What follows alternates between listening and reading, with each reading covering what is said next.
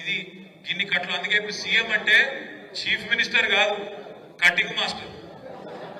ఎట్లా కట్ చేయాలి? కేసీఆర్ గారు ఇవన్నీ చూడలేదు. కేసీఆర్ గారు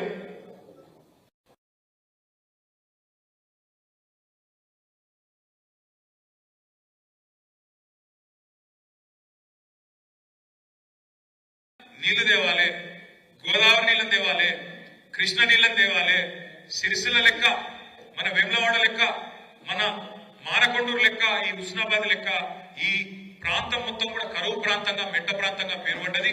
ఈ ప్రాంతంలో నీళ్లు తెచ్చి సస్యశ్యామలం చేయాలనుకున్నాడు. నేను ప్రామిస్ చెప్తున్న, సిరిసిల్లకు వచ్చిన ప్రతిసారి నేను మొదలు చూసేది ఏంటంటే ఆ తంగలపల్లి వాక్ కింద నీళ్లు ఉన్నాయా లేవా అని చూస్తా. మన ప్రభుత్వం పోయినాక ఒక 6-7 నెలల పాటు మాత్రం చూస్తే బాధ అనిపించేది. వచ్చిపోయేటప్పుడల్లా ఎండిపోయినట్టు మళ్ళీ ఎప్పటి లెక్క ఎండిపోయి మొత్తం మళ్ళీ ఎడారి లెక్క వాగు బాగా చండాలంగా ఉంటుండే. కానీ మళ్ళొక్కసారి నీళ్ళు వచ్చినాయంటే కేసీఆర్ పుణ్యం, కాళేశ్వరం పుణ్యం, సిరిసిల్ల ప్రాంతంలో, రాజన్న సిరిసిల్ల జిల్లాలో ఇవాళ నీళ్లు దుంకుతున్నాయంటే ఖచ్చితంగా గోదావరి జలాలు ఇక్కడ దాకా వచ్చినాయంటే అది కాళేశ్వరం పుణ్యం. కానీ ఆ కాళేశ్వరాన్ని కూడా ఎన్ని రకాలుగా బదనాం చేసిన మీకు ఆదుకున్నారు. కాళేశ్వరంలో 1,00,000 కోట్లు కొట్టుకుపోయినాయి. మేడిగడ్డలో పర్రె పడ్డది. పర్రె మేడిగడ్డ బరాజు పడలేని పుర్రె పడ్డది. ఇలా పుర్రెలు సగం లేవు. ఆ పర్రె పడ్డదని చెప్పి దానికి రాహుల్ గాంధీ తీసుకొచ్చి పర్రె చూడుర్రి దానికి ఫోటోలు కొట్టేది అంతర్జాతీయ ఏదో అయిపోయింది. ఏమైంది మరి? ఆడ భూకంపం వచ్చినా తట్టుకున్నది కదా, కాళేశ్వరం బరాజు తట్టుకోలేదా?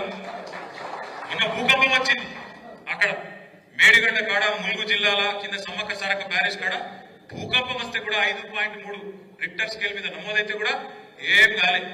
28 లక్షల క్యూసెక్కుల వరద వస్తే కూడా మేడిగడ్డ బరాజ్ ఏం కాలేదు. నాకైతే ఒక అనుమానం ఉంది, పక్కా చెప్తున్నా, ఇదివరకు చెప్పినా మళ్ళీ చెప్తున్నా. ఆ రోజు కూడా ఏదో ఇల్లే చేసిర్రు అందరూ. ఆ రోజు కూడా ఖచ్చితంగా దాన్ని ఏమో చేసిండ్రు. ఇలా కొంతమంది అక్కడోళ్ళు ఇక్కడోళ్ళు ఉన్నారు ఆ పార్టీలో. ఇప్పుడు కూడా ఎట్లన్నా చేసి కొట్టుకపోవాలని చూస్తారు. ఎట్లన్నా చేసి కొట్టుకపోవాలి, కేసీఆర్ చెడ్డ పేరు రావాలి. మరి లేకపోతే సంవత్సరం అయింది, ఎలక్షన్లన్నీ నడిచిపోయినాయి, చేయాల్సిన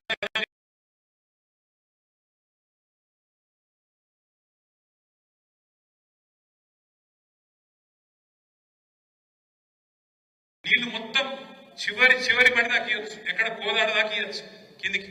కానీ ఆ పని చేస్తలేదు. ఎందుకు? వాళ్ళ భయం ఏం తిరిగినా కాళేశ్వరం రిపేర్ చేసినాం అనుకో, మేడిగడ్డ రిపేర్ చేసినాం అనుకో, ఏం చేయాల్సి వస్తుంది? యాసంగిలో కూడా మళ్ళీ 1.5 ఎకరాలకు మళ్ళీ పైసలు ఇవ్వాలి. ఎట్లా ఎగబెట్టాలి కదా, ఎగబెట్టాలని ఈ కథ చేస్తాను. దయచేసి నేను మిమ్మల్ని కోరేది ఒకటి, కొత్త సంవత్సరం మనం కూడా ఈ సంవత్సరం ఒక విషయంలో స్పష్టతతో ముందుకు పోదాం. ఈ సంవత్సరం మనకు స్థానిక సంస్థల ఎన్నికల సంవత్సరం కాబోతా ఉన్నది. ఖచ్చితంగా ఎవరెవరైతే సర్పంచులుగా పోటీ చేయాలనుకుంటున్నారో, ఎవరెవరైతే ఎంపీటీసీలుగా పోటీ చేయాలనుకుంటున్నారో, ఎవరెవరైతే జిల్లా పరిషత్కు కౌన్సిలర్లుగా పోటీ చేయాలనుకుంటున్నారో, ఎవరెవరైతే సింగిల్ విండో డైరెక్టర్లుగా పోటీ చేయాలనుకుంటున్నారో వాళ్ళందరితో నా ప్రార్థన ఒకటే. ఇప్పుడే గొప్పల ఈశ్వరన్ ఒక మంచి మాట చెప్పాడు, ప్రేక్షక పాత్ర వహించకండి. అంటే చూసుకుంటా కళ్ళపగించి కూసోకుండ్రి. అన్యాయం జరుగుతుంటే ప్రజల తరఫున కొట్లాడాలి, నిలబడాలి. నిలబడే క్రమంలో కేసులైనా పర్వాలేదు, ఏదైనా పర్వాలేదు, కానీ కేసులై ప్రజల కోసం నిలబడితేనే ఆయన నాయకుడు అవుతాడు తప్ప, లీడర్ అవుతాడు తప్ప ఎవరు పడితే వాళ్ళు కాదు. అందుకే మీతోని ప్రార్థన, ఎవరెవరైతే ప్రజాప్రతినిధులు కావాలనుకుంటున్నారో గట్టిగా తిరగాలి, గట్టిగా మాట్లాడాలి, గట్టిగా నిలబడాలి. ఆ క్రమంలో అయితే 1-2 కేసులు ఏం ఫరక్ పడుతుంది? ఏం బిగ్గగలుగుతాడు చిట్టినాయుడు? ఏమి కాదు, ఏం ఫరక్ పడది, ఏమి కూడా కాదు. మీరు ఎవరు భయపడక్కర్లేదు. ఇగో మన కళ్యాణ్ గారు, ఆయనతో పాటు హైదరాబాద్ నుంచి మొత్తం లీగల్ సెల్ కూడా వచ్చింది మీకోసం. ఇప్పుడే వినోద్ కుమార్ గారు చెప్పిన మాట, ఇక్కడ స్థానిక లాయర్లను కూడా ఒక 2-3 పెడతాం, ఆగరణకు అటాచ్ చేస్తాం. వాళ్ళకు నెలకు మొత్తం పార్టీ జీతం ఇస్తుంది, మొత్తం పార్టీ చూసుకుంటుంది, మీరు రూపాయి ఖర్చు పెట్టే అవసరం లేదు. రెండవది, హైకోర్టులో కూడా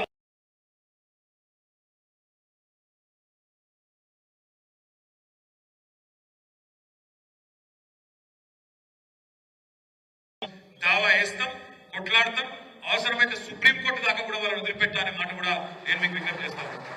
దయచేసి మిమ్మల్ని కోరేది ఒకటే, మనము ఒక సంవత్సరం బ్రహ్మాండంగా ఎన్నికల్లో ఓడిపోయిన తర్వాత కూడా సంవత్సరం మీరందరూ కష్టపడ్డారు, ప్రతి ఊళ్ళో కష్టపడ్డారు, ప్రతి గల్లీలో కష్టపడ్డారు.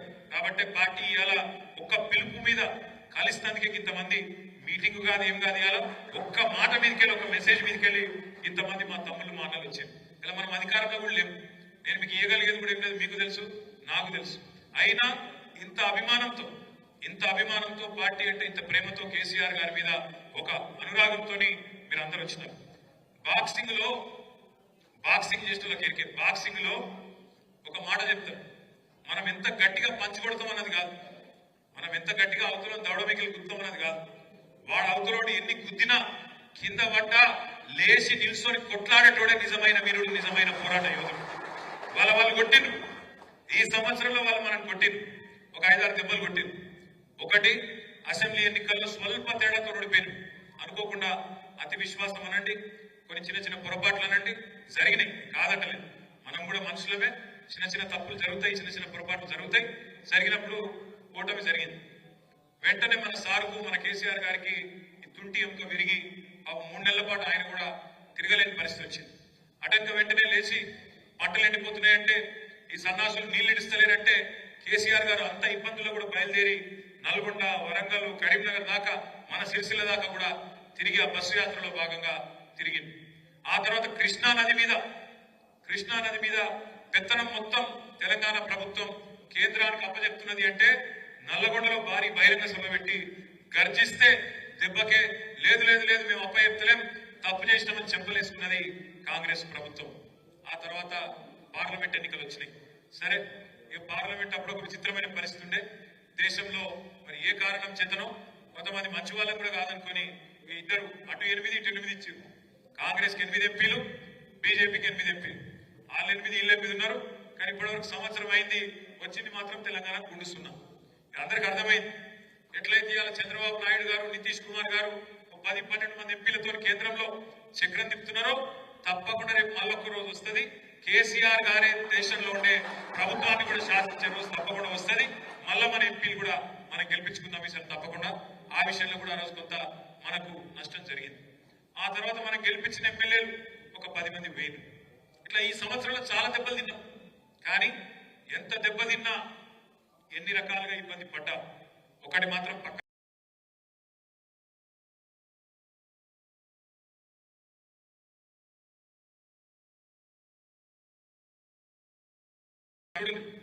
ఒక్క రోజున కేసీఆర్ జపం లేకుండా ఒక్క స్పీచ్ ఉంటుందా? కేసీఆర్ పేరు తీయకుండా, బీఆర్ఎస్ సోషల్ మీడియా తిట్టకుండా ఒక్క ఉపన్యాసం ఉన్నదా ముఖ్యమంత్రిది? ఏడవైనా ఒకటే ఏడుపు, ఎక్కడైనా ఒకటే ఏడుపు, ఒకటే రాగం. ముఖం బాగాలేక అద్దం పలగొట్టుకున్నట్టు నడపశాత కాక రాష్ట్రాన్ని, ప్రభుత్వాన్ని పనికిమాల మాటలు మాట్లాడుతున్నాడు. ఎంత పచ్చి అబద్ధాల కోరు ఈ ముఖ్యమంత్రి అంటే, నిన్న మాట్లాడిన మాట ఒక్క నిమిషంలో మీకు చెప్తా, మీకు అర్థమవుతుంది. ముఖ్యమంత్రి అంటోడు ఒక రాష్ట్రానికి పెద్ద మనిషి. ఆ పదవిలో కూర్చున్నాక రాష్ట్రం మొత్తం నాది అని మాట్లాడాలి. ఈ రాష్ట్రం మంచిగున్నది, ఇంకా మంచిగా చేస్తా అని చెప్పాలి. ఏమన్నా లోపల చిరిగిపోయిన పని వేసుకున్నా మీకెళ్ళి మాత్రం మంచిగా వేసుకుని మంచిగానే ఉన్నా అని చెప్పాలి. కానీ ఈ నేత అవలగాడంటే రాష్ట్రం దివాలా తీసింది, రాష్ట్రం అప్పులపాలైపోయింది, నా పరిస్థితి మొత్తం ఎత్తిపోయింది అట్లా చెప్పుకుంటాడు. ఎవడన్నా అర్థంగా ఇప్పుడు నల్ల నిజం ఉందా? పచ్చి అబద్ధం అది. వాస్తవం ఏంది? ముఖ్యమంత్రి కనీసం లెక్కలు చెప్పిన కూడా సరిగ్గా చెప్తలేరు. వాస్తవం ఏంది? తెలంగాణ ఏర్పడిన నాడు 2014లో కాంగ్రెస్ ప్రభుత్వం మనకు అప్పచెప్పిన నాడు, ఏది ప్రభుత్వాన్ని మనకు అప్పచెప్పిన నాడు 369 కోట్ల రెవెన్యూ మిగులుతోని మనకు అప్పచెప్పిన, రెవెన్యూ సర్ప్లస్ తోని మనకు అప్పచెప్పిన. మనం దిగిపోయిన నాడు 2022-23లో ఆనాడు మనకు 369 కోట్ల రెవెన్యూ మిగులుతో అప్పచెప్తే, మనం వాళ్ళకు తిరిగి అప్పచెప్పిన నాడు 5,944 కోట్ల రెవెన్యూ మిగులుతోని వాళ్ళకు అప్పచెప్పారు. రెవెన్యూ మిగులు అంటే ఏంది మీకు అర్థమయ్యే భాషలో చెప్తాం. ఇప్పుడు రాష్ట్ర ప్రభుత్వానికి రాబడి ఉంటుంది, ఆదాయం ఉంటుంది, ఖర్చు ఉంటుంది. రెవెన్యూ రిసీట్ అంటారు, రెవెన్యూ ఎక్స్పెండిచర్. ఆదాయం, ఖర్చు. ఆదాయం ఖర్చు కంటే ఎక్కువ ఉంటే మిగులు ఉంటుంది, రెవెన్యూ మిగులు.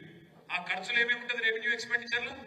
ఏముంటుందంటే జీతాలు, పెన్షన్లు, అప్పులు, మిత్తిలు, సబ్సిడీలు, ఇవన్నీ తీయంగా జీతాలు, పెన్షన్లు, అప్పులు, మిత్తిలు, సబ్సిడీలు ఇవన్నీ తీయంగా, ఖర్చులు ఇవన్నీ ఓంగా మిగులు ఉన్నది అని మొన్న పెట్టిన బడ్జెట్ లో బట్టి విక్రమార్క గారు 1000 కోట్ల రెవెన్యూ మిగిలి ఉంది అని చెప్పి మొన్న 2024లో బడ్జెట్ పెట్టింది. ఒక దిక్కేమో బడ్జెట్ లో రెవెన్యూ మిగులు ఉంది, సర్ప్లస్ ఉంది, ఒక దిక్కు చెప్తారు, 1000 కోట్లు మిగిలిందని ఒక దిక్కు చెప్తారు. నిన్న ముఖ్యమంత్రి నెలకు 4000 ఘాటా ఉంది, ఏం చేయాలో తెలుస్తలేదు అని ముఖ్యమంత్రి చెప్తాడు. మరి ఆయన కూర్చొని మాట్లాడుకుంటలేరా? లేకపోతే ఆయన లెక్కలు వేరు, ఈయన లెక్కలు వేరా? ఢిల్లీకి పంపే లెక్కలు వేరు, అవి నాకెరికే. ఢిల్లీకి పంపే లెక్కలు వేరు, ఆ లెక్కలు వేరు. కానీ ఇక్కడ లెక్కలు కూడా ఇట్లా తారుమారైతే ఒకటే మంత్రివర్గంలో ఒక ముఖ్యమంత్రి, డిప్యూటీ సీఎం అలాగ లెక్కలు చెప్పొచ్చునా? ఇది ప్రజలను తప్పిదారి పట్టించుడు కాదా? ఇది పచ్చి అబద్ధాలు చెప్పుడు కాదా? నీ ప్రభుత్వంలో నువ్వు పెట్టిన బడ్జెట్ లో నువ్వు కేబినెట్ లో కూర్చొని సంతకం పెట్టింది ఏంటి? రెవెన్యూ మిగులు ఉంది అని చెప్పినావు.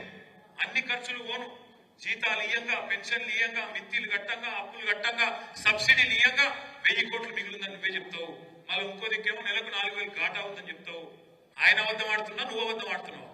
ఎవరైనా పిచ్చోళ్ళని చేస్తుండ్రు. అందుకే నేను అంటున్నా, నడపశాత కాక ఇవాళ అడ్డగోలు మాటలు మాట్లాడుతున్నాను. ఇంకొక దిక్కుమాల ప్రచారం చేస్తాడు. దీన్ని మనం ఊరూరా తిప్పి కొట్టాలి, బరాబర్ కొట్టాలి. మనం ఏదో అప్లపాలు చేసిపోయినాం రాష్ట్రాన్ని అంటాడు. మీకు ఇలా మళ్ళొక్కసారి చెప్తున్నాం, మనం మీరు చూసింటారు అసెంబ్లీ, మళ్ళొక్కసారి చెప్తున్నాం. మనం చేసిన అప్పులు మొత్తం పురుజా లెక్క తీస్తే, మొత్తం హిసాబ్ కితాబ్ చేస్తే, మనం 10 ఏళ్ళు ప్రభుత్వాన్ని నడిపి మనం చేసిన అప్పు 4,17,000 కోట్లు. అంటే సంవత్సరానికి 40,000 కోట్ల చిల్లర.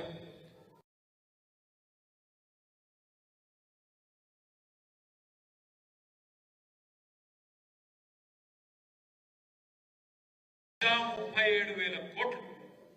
సరే, మరి కేసీఆర్ గారు 4,17,000 కోట్లు అప్పు చేసిండు. కానీ కేసీఆర్ ఏమేమి ఇచ్చిండు? 1,23,000 కోట్లు రైతులకు ఇచ్చిండు.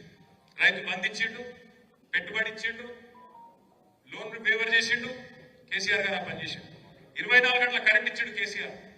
కొత్తగా సబ్ స్టేషన్లు కట్టిండు, రోడ్లు కట్టిండు, కాళేశ్వరం లాంటి ప్రాజెక్టు కట్టిండు, ఇంటింటికి నల్లా ఇచ్చిండు, జిల్లా కేంద్రాలు చేసిండు, కలెక్టరేట్లు కట్టిండు, ఎస్పీ బిల్డింగ్లు కట్టిండు, కొత్త దవాఖానాలు కట్టిండు, జిల్లాకు ఒక మెడికల్ కాలేజ్ పెట్టిండు, జిల్లాకు ఒక నర్సింగ్ కాలేజ్ పెట్టిండు, 1000 గురుకుల పాఠశాలలు పెట్టిండు. ఇంకా చెప్పాలంటే ఇంకో గంట చెప్పచ్చు. కేసీఆర్ 4,17,000 కోట్లు అప్పు చేసి ఏం చేసిండంటే, గంట చెప్తే నేను ఏమేం చేసిండు, నువ్వేం చేసినావు చెప్పు రాబోయ్. 1,37,000 కోట్లు అప్పు చేసినావు కదా సంవత్సరంలో, ఏం చేసినావు ఒక పని చెప్పు. ఇక్కడ ఇంటికి తీసి అక్కడ పెట్టినవా? ఎక్కడన్నా ఒక్క కాడు ఒక్క పథకం చాలు చేసినవా? ఉన్నాయి కూలగొట్టుడు తప్ప కొత్తవి కట్టినాడు ఏమన్నా? ఉన్నాయి కూలగొట్టుడు తప్ప కట్టింది ఏమన్నా ఉందా ఎక్కడైనా? హైడ్రా పేరు మీద పేదవాళ్ళ గుడిసెల మీద పడుడు, రేకుల షెడ్ల మీద పడుడు, ఇళ్ల మీద పడుడు, కూలగొట్టుడు. డిపిఆర్ లేదు, పన్ను లేదు, కానీ పైసలు కావాలి, ఢిల్లీకి పంపాలి కాబట్టి మూసీల పడి అక్కడ ఉండే పేదల మీద ప్రతాపం చూపెట్టుడు తప్ప ఈయన చేసిందే ఒక్క స్కీమ్ స్టార్ట్ చేసిండా? పోనీ రైతు భరోసా ఇచ్చిండా? ఆడబిడ్డలకు 2,500 వేస్తానని వేసిండా? తులం బంగారం ఇచ్చిండా? స్కూటీలు ఇచ్చిండా? 10 లక్షలు 15 లక్షలు ఇస్తా చదువుకున్న పిల్లగాళ్ళకి అన్నాడు, ఇచ్చిండా? ఎవ్వరికి ఒక రూపాయికి ఒక ఇల్లు ఇచ్చిన పని. ఇందిరమ్మిల్లు లాంటివి ఉన్న ఇల్లే కూలగొడుతుంది. ఆయన ఉన్న ఇల్లే కూలగొట్టి కలర్లు మార్చులు వేరు. ఊసరవెల్లి కంటే వేగంగా కలర్లు మారుస్తుండు. కానీ నేనేమంటున్నా అంటే, ఒక్క కొత్త పథకం లేదు, ఒక్క ఇటుక కట్టి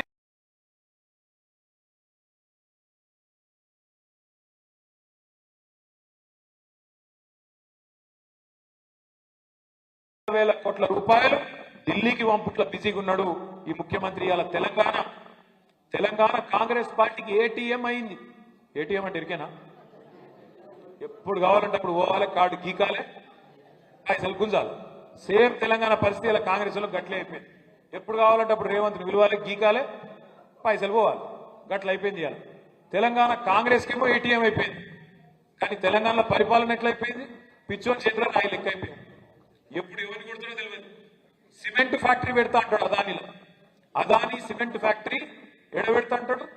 ఒకటేమో కొడంగల్లో పెడతాడట, ఒకటేమో ఆడ రామన్నపేటలో పెడతాడు. అక్కడ వాళ్ళు భూములు ఇయ్య అన్నారు పాపం గిరిజన రైతులు. ఇయ్య అంటే ఏం చేసిండు? 40 రోజులు జైల్లో పెట్టిండు. సంబంధం రాబోయే అంటే లేలే, నువ్వే ఉన్నావు, నువ్వే కొట్టించినావు, అందులో దొరకబడతా అని చూసిండు. ఆ తర్వాత కొన్ని రోజులు అది కూల కొడతా, ఇది కూల కొడతా అని కొన్ని రోజులు లెక్కలాడిండు. ఏం చేసిండే రేవంత్ రెడ్డి 6 గ్యారెంటీల విషయంలో అంటే, 6 గ్యారెంటీలు ఎప్పుడో మర్చిపోయాడు. కానీ నా మీద 6 కేసులు మాత్రం పెట్టే ప్రయత్నం చేసి, 6 కేసులలో ఏదో దాన్ని ఇరికేయాల మీరు జైలు పంపాలని మాత్రం బాగుంది. నేను మీ అందరికీ కోరేది ఒకటే, కేసుల గురించో ఫీజుల గురించో మనం భయపడే అవసరం లేదు. మనం ఎవ్వరం కూడా దాని గురించి బయట చర్చ పెట్టే అవసరం కూడా లేదు. మనం ఒకటే పని చేద్దాం ఈ కొత్త సంవత్సరం. ఏందది? ఆయన కేసుల గురించి మాట్లాడని, మనం రైతుల గురించి మాట్లాడదాం, మనం ప్రజల గురించి మాట్లాడదాం, రైతు భరోసా గురించి మాట్లాడదాం. నువ్వు ఇచ్చిన 420 హామీలు ఏమైనాయి అని అడుగుదాం. వాళ్ళు పాపం మన అటెన్షన్ డైవర్షన్ కోసం మనం ఏదన్నా చేసి మనం పక్కదారి పట్టియాలి, అగో ఇదైందట అదైందట, గర్ల ఇదైందట కింద ఇదైందట అని చెప్పి వాళ్ళ చెవులు కొరుకుడు వీళ్ళ చెవులు కొరుకుడు. అది తప్ప ఇంతవరకు సంవత్సరంలో చేసిందేం లేదు. మనం ఒకటే తదేక దీక్షతో అర్జునుడు కదా శిల్క కన్ను మీద దృష్టి పెట్టినట్టు మనం కూడా ఒకటే దాని మీద పెడదాం. ఏంటిది? ముసలోళ్ళకు 4000 పెన్షన్ ఎప్పుడు ఇస్తావు అని అడగాలి. ఒక్కొక్క నెల ఒక్కొక్క కార్యక్రమం తీసుకుందాం, అవసరమైతే కొత్త సంవత్సరంలో మంచిగా తీసుకొని నెలకొక్క ప్రోగ్రాం. ముసలోళ్ళకు 4000 పెన్షన్ ఎప్పుడు ఇస్తావు? ఆడబిడ్డలకు నెలకు 2500 ఎప్పటి నుంచి ఇస్తావు? స్కూటీలు ఎప్పటి నుంచి ఇస్తావు? పిల్లగాళ్లకు ఫీజు రీయింబర్స్మెంట్ ఎప్పుడు ఇస్తావు అని చెప్పి నెలకొక్క ప్రోగ్రాం పెట్టుకుందాం. మంచిగా ఈ కొత్త సంవత్సరం 12 నెలల పాటు ఉక్కిరి బిక్కిరి వాళ్ళకు ఊపిరాడకుండా చేసే బాధ్యత ప్రధాన ప్రతిపక్షంగా ఈ గులాబీ దండుదే గులాబీ సైనికులదే అనే మాట నేను విజ్ఞప్తి చేస్తున్నాను. అదేవిధంగా చాలా మంది మా అన్నదమ్ములు అడుగుతారు, అన్న మనం కూడా కొత్త కమిటీలు వేసుకోవాలన్న.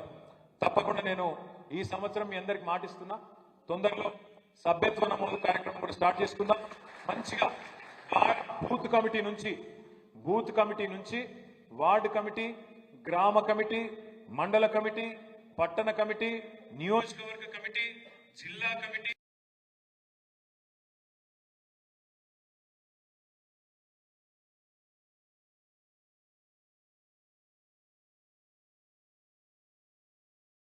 జిల్లాలలో శిక్షణ కార్యక్రమాలు కూడా పెట్టుకుందాం. అద్భుతంగా పటిష్టంగా మన పార్టీని నిర్మాణం చేసుకుందాం. మొదటి సంవత్సరం ఒడిసిపోయింది, మనకు తెలిసి తెలియకుండా అయిపోయింది 1 ఇయర్. ఈ సంవత్సరం కూడా మొత్తం ఎలక్షన్లలో ఈ కొట్లాటలనే పోతుంది. ఎందుకంటే ఇప్పుడు ఎట్లాగూ ఎలక్షన్లు వస్తాయి, మీకు తెలుసు నాకు తెలుసు. మళ్ళా రేవంత్ రెడ్డి మోసానికి శ్రీకారం చుడుతున్నాడు. రైతులకు రైతు భరోసా పేరు మీద ప్రమాణ పత్రం రాసియాలని చెప్పి శటకోపం పెట్టే ప్రయత్నం చేస్తున్నాడు. గ్రామాల నుంచి వచ్చిన మా నాయకులను నేను కోరుతున్నాను, గ్రామాలలో చర్చ పెట్టండి, రైతులను అడగండి. కేసీఆర్ ఉన్నప్పుడు ఏమైనా రాసియాల్సి వచ్చిందా? దరఖాస్తు పెట్టుకునే అవసరం పడ్డదా? పడలే. ఇవాళ మాత్రం మళ్ళొక్కసారి ప్రమాణ పత్రం సెల్ఫ్ డిక్లరేషన్ రాసియాలి అంటున్నాడు. మీకు ఇంకొక మాట యాదికి ఉండాలి. సరిగ్గా సంవత్సరం కిందట 28 డిసెంబర్ నాడు, 28 డిసెంబర్ నుంచి జనవరి మొదటి వారం దాకా ప్రజాపాలన పేరు మీద దరఖాస్తులు తీసుకున్నారు. యాదుకుందా? మర్చిపోయారా? రేవంత్ రెడ్డి అంటే మర్చిపోయింది, మీరు మర్చిపోకూరు. 1,06,00,000 మంది దరఖాస్తులు పెట్టారు. 1,06,00,000 మంది. అందులో ఏమేమున్నాయో ఎరికైనా దరఖాస్తులలో? పెన్షన్ కోసం అదే దరఖాస్తు అన్నారు, రైతు భరోసా కోసం అదే దరఖాస్తు అన్నారు, మీ పేరు తీసుకున్నారు, మీ అకౌంట్ నెంబర్ తీసుకున్నారు, అన్ని తీసుకున్నారు. మరి మళ్ళీ ఎందుకు పెట్టమంటున్నారు దరఖాస్తు? 1,06,00,000 కరెక్ట్ మాట చెప్పినాడు మా తమ్ముడు. ఎక్కడికి వెళ్ళి చెప్పాడు? టైం పాస్, ఏదో ఒకటి చేసి టైం పాస్ చేయాలి, ఎగబెట్టాలన్న తప్ప ఇచ్చే ఉద్దేశం లేదు. ఓ దిక్కేమో 1,06,00,000 ప్రజాపాలన పేరు దరఖాస్తులు తీసుకుంటుంది, ఇంకో దిక్కేమో కులగణన అని చెప్పి ఇంకో లెక్కలు తీసుకుంటుంది. మళ్ళీ ఇప్పుడు మళ్ళా దరఖాస్తులు, మళ్ళీ టైం పాస్ కార్యక్రమం కాబట్టి ఏమనాలి. అందుకే ప్రభుత్వం దగ్గర 12 సీజన్లు కేసీఆర్ గారు ఎట్లయితే 12 కాలాలు మీకు రైతు బంద్ చేసిండో ప్రతి ఒక్క రైతు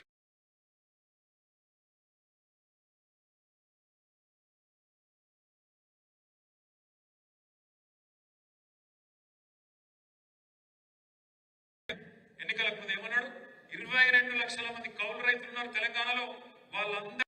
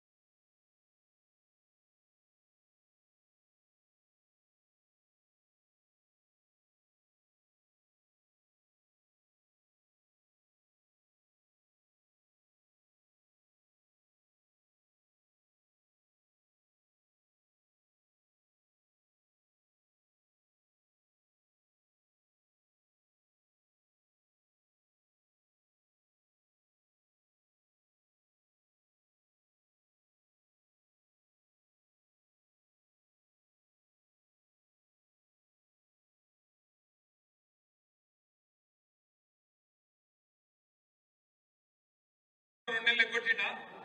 ఎంత అయింది లెక్క? ఎంత? నేను అనుకున్నా నాకంటే బేకారు అనుకున్న లెక్క. 30,000 బాకీ. ఒక్కొక్క ముసలమ్మకు ఒక్కొక్క ముసలయ్యకి ఎంత బాకీ? ఆ ముసలికి చెప్పి తయారు పెట్టి 2 రకాలు చెప్పు పట్టుకొని రెడీ కూర్చోవా? వస్తాడు కాంగ్రెస్ ఓటు ఓటు అని వస్తాడు. నువ్వు ఒకటి అని చెప్పు. ఎందుకంటే దొరికేది ఇప్పుడే, మళ్ళీ ఇప్పుడు తప్పించుకున్నారు అనుకో.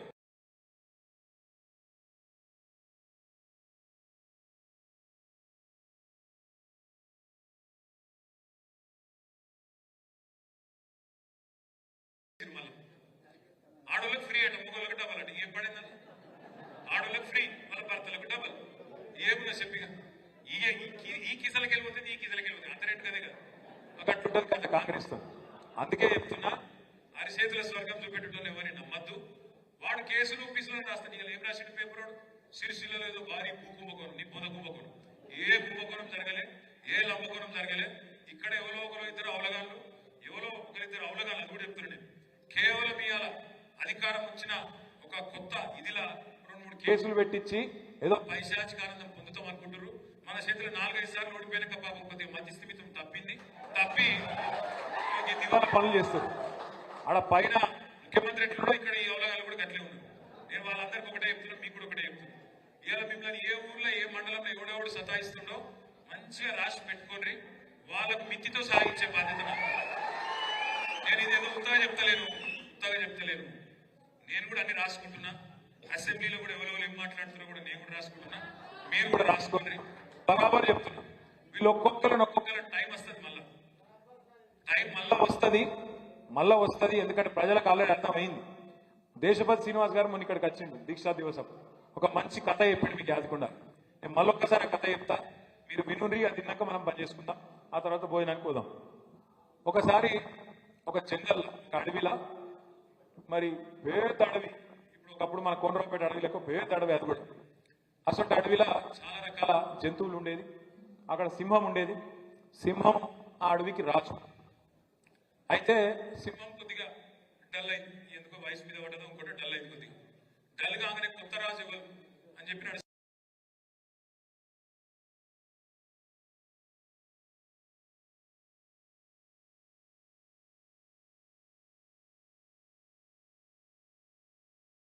నీళ్ళు రంగు పెడతారు.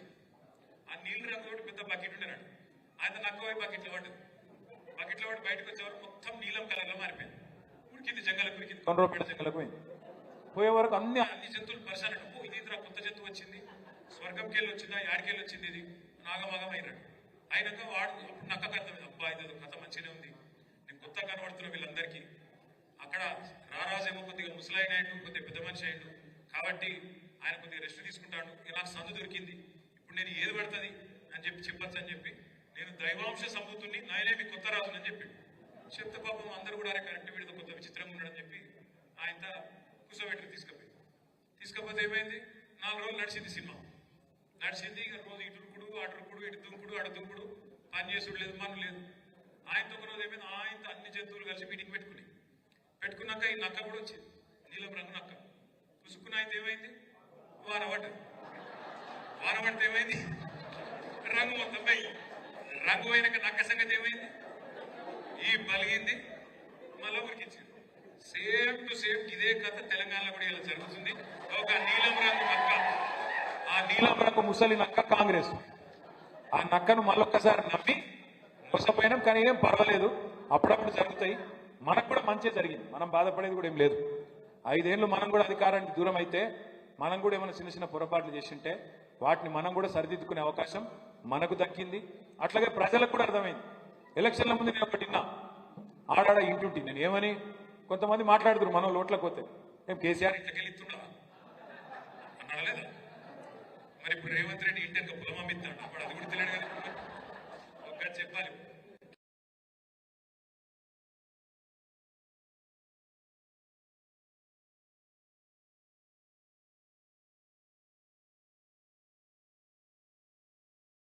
కాకుండా చూసుకున్న మాట వాస్తవమా కాదా ఒకసారి గట్టిగా సప్పట్లతో మన నాయకుడు కేసీఆర్ గారికి ధన్యవాదాలు చెప్పాలి. ఒక గట్ల చూసుకున్నాడు కేసీఆర్. మరి ఇప్పుడు వీళ్ళ సంగతి మీకు కనబడుతూనే ఉంది. నక్క నిజ రూపం బయటపడ్డట్టు కాంగ్రెస్ అనే ముసలినక్క నిజ రూపం బయట పడ్డది. ప్రజలు కూడా మమ్మల్ని అడుగుతారు. నిన్న నా దగ్గరికి ఒక జంట అమెరికాకి వెళ్ళి వచ్చారు.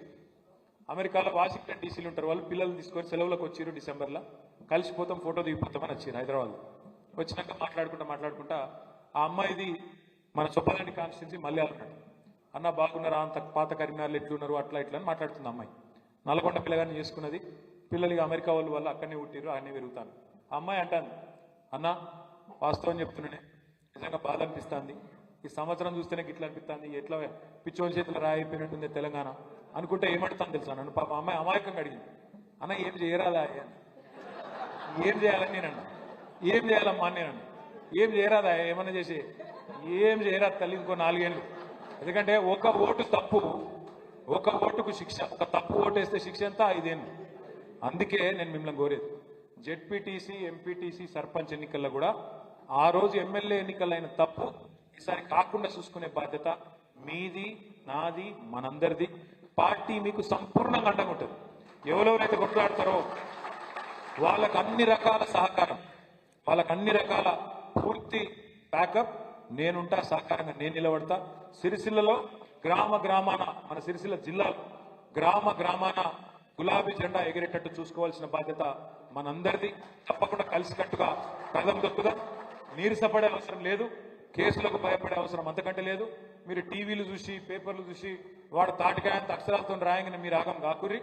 సోషల్ మీడియాలో ఈ మధ్యన కొన్ని నిజాలు వస్తున్నాయి, అవి చూడున్నారు అప్పుడప్పుడు. పేపర్ వాళ్ళని చూసి మీరు ఆగం కాకుర్రి. అంటే పేపర్ వాళ్ళని ఏమంటలేను, మీరు ఆయన నన్నేమని అనుకునేది. మీరేం చేయలేరు, మీ యాజమాన్యాలు అట్లున్నాయి, మీరేం చేయలేరు. కానీ మా విలేకరు సోదరులను నేను అంటలేను. మీరంటే గౌరవం ఉంది. ఉద్యమంలో మాత్రం కలిసి పని చేసిన వాళ్ళు సీరియస్గా చూడొస్తాం. వాళ్ళు పైన మాత్రం ఏందో సిరిసిల్లలో కుంభకోణం, లంబకోణం, ఏ కుంభకోణం మనం చేయలే, ఏ తప్పు చేయలే, ఏ గాడిద కొడుకు మనం పీకేది కూడా ఏం లేదు, అది కూడా చెప్తున్నా. కాబట్టి తప్పకుండా మీకు అండగా నేనున్నా. మన జిల్లా పార్టీ ఉన్నది, రాష్ట్ర పార్టీ ఉన్నది, న్యాయవాదుల బృందం ఉన్నది, కింద న్యాయస్థానం ఉంది, పైన దేవుడున్నాడు. తప్పకుండా న్యాయం జరుగుతుంది. ఒక్కొక్కరి సంగతి మళ్ళా చూసుకుందాం. అందరు ధైర్యంగా ఉండాలని చెప్పి కోరుతూ, కింద భోజనాలు ఉన్నాయి, బువ్వ తినేటోళ్ళు బువ్వ తినుండ్రి, తర్వాత మీదికి రండి. లేదా మొదలే ఫోటోలు దిగుదామంటే ఫోటోలు దిగుదాం. అందరికీ మళ్ళొక్కసారి నూతన సంవత్సర శుభాకాంక్షలు తెలియజేసుకుంటూ నాయక్ సాబ్ ఆగుజరా. జై తెలంగాణ.